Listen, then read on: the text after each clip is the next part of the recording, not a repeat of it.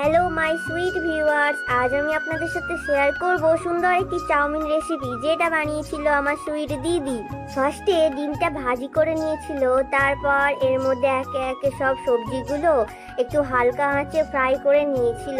এতে ছিল কুচানো আদা, রসুন, কাঁচা লঙ্কা, কুচানো পেঁয়াজ, তারপর দিয়েছিল এর মধ্যে গাজর কুচি। এটা হালকা আঁচে ভালো করে নেড়ে নিয়ে তারপর দিয়েছিল ক্যাপসিকাম কুচি।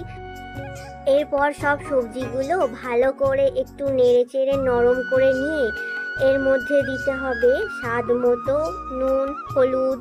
তারপরে ভালো করে নেড়ে চেড়ে নিয়ে এর মধ্যে আমরা দিয়ে দিয়েছিলাম আগে থেকে সেদ্ধ করা চাউমিনগুলো।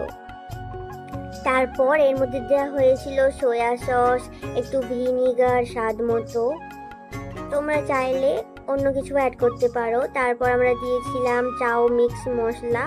তারপর এটা ভালো করে মিক্স করে নিলেই রেডি হয়ে যাবে গরম গরম চাউমিন।